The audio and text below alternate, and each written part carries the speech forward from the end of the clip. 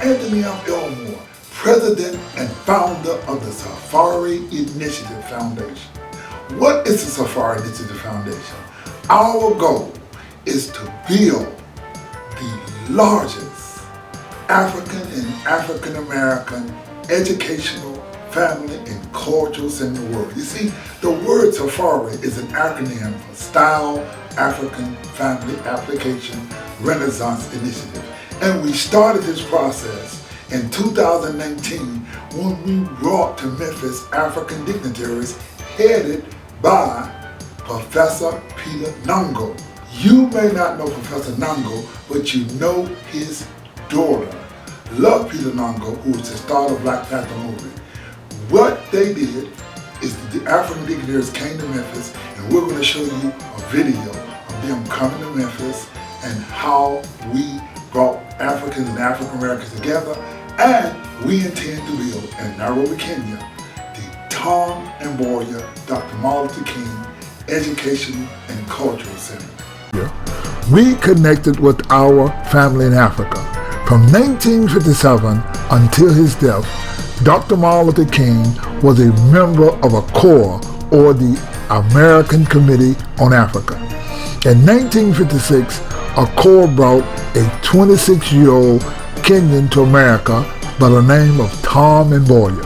Tom Mboya changed the way many thought of Africa. He was young, well-dressed, handsome, articulate, quick-thinking, and a dynamic young African. He spoke at many black colleges and liberal colleges in America, and he asked colleges to give scholarships to African students. Former First Lady Eleanor Roosevelt introduced him to singer Harry Belafonte and baseball great Jackie Robinson. By 1959, he had acquired so many scholarships for Kenyan students that they needed to charter a flight to America. Harry Belafonte, Jackie Robinson, and actor Sidney Poitier lent their names on a letter asking Americans to give money to pay for the charter flight. They gave $1, $2, $3, what they had. The program was called I Left America, whereas a 23-year-old Kenyan came to school in Hawaii by the name of Barack Obama Sr. Tom Mboya made the cover of both Jet and Time magazine in 1959. Tom Mboya not only marched with Dr. King in 1959, he spoke at a Dr. King rally, and on May 13th of 1959, Dr. King and the SCLC gave Tom Mboya an African Freedom Dinner. In fact, the I Left America program was so popular that in 1960, presidential candidate John F. Kennedy and the Kennedy Foundation supported I Left America. The John F. Kennedy Museum says that I Left America became an election issue that contributed to the narrow victory of Kennedy in 1960. Because of Tom Mboya, we got President Obama. We also got President Kennedy. It was Thurgood Marshall who wrote Kenya's Constitution. African Americans supported the birth of Kenya in 1963. Mboya, like John Kennedy, Robert Kennedy, and Dr. King, died of an assassin's bullet 50 years ago in 1969. On October 30th through November 1st, Kenyan dignitaries come to Memphis to honor the legacies of Dr. Martin Luther King and Tom Mboya via joining with Americans via family, culture, trade, economics, history, religion, education, and relationships. It was Anthony F. Elmore who traveled to Kenya. Memphis will be Africa's distribution center. Kenyan dignitaries made their first stop in Memphis in Orange Mountain, the first neighborhood built for blacks by blacks in America. They visited the home of Anthony F. Elmore, the first all-African home in America. Elmore explained that African Americans spend in excess of $600 million a year on home furnishing. Elmore wants to partner with Kenya to reduce home furnishings for the American market. Elmore treated the dignitaries to authentic African food. At 10:30, the group took the VIP FedEx tour. FedEx explained that they started entering to Africa in South Africa, and they highly value Kenya, and that they want to move to look into going to Kenya in the future. Thursday, October the 31st, history repeated itself. Whereas in 1959, Tom Mboya started Uplift America via asking college presidents to give African students scholarships, Lemoyne College President Dr. Carol Johnson not only welcomed the African dignitaries with scholarships, the African students at Lemoyne College and the president introduced an exchange and cultural educational program for Kenya. The group later went to St. Jude Hospital, where they were met with and by Tennessee State Representative Joe Towns. Senator Towns arranged not only a VIP tour for the African dignitaries, St. Jude made it known to the Kenyans that the cost of St. Jude is 100% free, including travel and stay for the parents. St. Jude President Richard C. Shattuck Jr. explained that St. Jude was on the forefront in the early 60s fighting against segregation at the hospital, and St. Jude is fair to everyone. Representative Town arranged for Shelby County Mayor Lee Harris to meet the dignitaries at St. Jude, whereas they exchanged gifts. St. Jude treated the African dignitaries to lunch at McEwen's downtown, and after lunch, the group went to Mason Temple, where Dr. Martin Luther King made his last speech. After going to Mason Temple, the group celebrated at the Kukatana African American Museum, owned by community activist Dr. Katnita Atwater.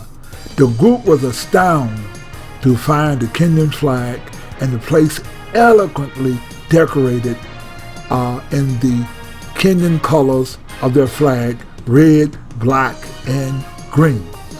They were astounded and blown away to find more African culture in Memphis than they almost have in Africa, from the clothes to the culture to the display to the spirit of the African Americans. We celebrated the Tom Mboya Unity Banquet at the Kukatana African American Museum. Tom Mboya is one of the founding fathers of Kenya, and we celebrated and honored Tom Mboya's 50th, and we also took the time to make this celebration a part of Memphis' 200th anniversary, and we also honored the 50th anniversary of Tom Mboya and the 50th anniversary of Dr. Martin Luther King. On Friday morning, the group met at the office of Congressman Steve Cohen, and they were surprised to meet the king of the Chitlin Circuit, Mr. Bobby Rush, as they showed together the Wakanda salute. The group was treated to lunch by Mr. Devin Buford of First Horizon Bank. Mr. Buford is the Vice President of International Banking, and he provided them lunch at the Memphis Chamber of Commerce, whereas the Chamber's President, Ms. Beverly Robertson, welcomed the group and committed not only to developing trade, economics, business development. The Chamber offered technical assistance to Kenya. The group was on a total whirlwind tour. In fact, after meeting the Chamber of Commerce, the group rushed to the Martin Luther King National Civil Rights Museum, where they met Congressman Steve Cohen. The group meeting with Memphis Congressman Steve Cohen was perhaps the most significant part of the meeting. For the time he got elected to Congress in November 2006, 90 days later, Congressman Steve Cohen was at Anthony Elmore's house for the first Black History Month African dinner, Memphis Congressman Steve Cohen took a picture, and it's rare to see even a black congressman with the background of kente cloth. Congressman Steve Cohen was the first to introduce legislation and got it passed, whereas America apologized for slavery. Congressman Cohen arranged for Elmore to meet with the Congressional Black Caucus to support the idea of a homecoming celebration in Kenya. Congressman Cohen not only took an African mudcloth tuxedo that Elmore made in Ghana for President Obama, Congressman Cohen mentioned about the work of Elmore on the floor of Congress. Congressman Cohen has visited 6 African countries and was prepared to go to Kenya years ago after arranging for Elmore to meet Kenya Ambassador Peter Ogigo. Kenya, in its political divided state, new Ambassador Ekanal Odimbo rejected the idea that Elmore brought. Congressman Cohen sent numerous letters to Kenya Ambassador Robinson Kathari, who did not even answer the letter to Memphis Congressman. Congressman Cohen in Memphis was the first to acknowledge Tom Mboya's 60th. Listen to what Congressman Cohen said at Tom Mboya's 60th. Why we're here at AMP Elmore. AMP has done so much to try to help promote Memphis and international trade with Africa, with Kenya in particular. We've worked with him and will continue to work with him with ambassadors and embassies in Washington trying to promote trade. It's a logical thing to do, and it's imperative that we have Memphis in the forefront to try to take this as an opportunity to promote Memphis and Africa, and that's what AMP can do. We have our United States Congressman prepared to visit Kenya. Elmore asked Congressman Cohen to use his influence to ensure that the pioneers like Thurgood Marshall, who wrote Kenya's first constitution, Harry Belafonte, Jackie Robinson, Sidney Poitier, Eleanor Roosevelt, A. Philip Randolph, President John F. Kennedy, and all the Americans who supported the birth of Kenya be properly honored. We want to develop a trade deal with Kenya. An acronym for trade means transforming, repositioning African descendants economics. African Americans in 2019 spent $109.4 billion in leisure travel. It makes sense that Kenya should be the home of the first and world's largest African and African American family, trade, culture, and education center. There is no other African country that has influenced modern American history and culture more than Kenya. It is the country of Kenya where not only the father of America's first black president was born, it is Kenya that influenced our 1960 president election that got John F. Kennedy elected President of the United States. Just months ago, thanks to President Biden, America has the first black woman on the U.S. Supreme Court, Ketanji Brown Jackson. Unknown and untold is the fact that Supreme Court Justice Ketanji Brown Jackson has a relationship to both Africa and Kenya. First, the name Ketanji is an African name. Secondly, she was appointed by President Barack Obama Jr. in 2013 as a judge on the U.S. District Court for the District of Columbia.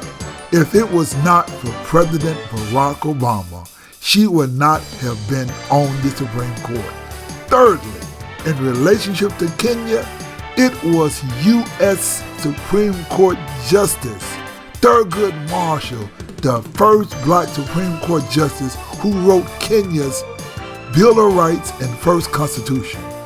We are asking that Kenya honor America's first black Supreme Court justice via Kenya honoring America's first black female support justice who will support the building of the Tom and Mboya Dr. Martin Luther King Education and Cultural Center.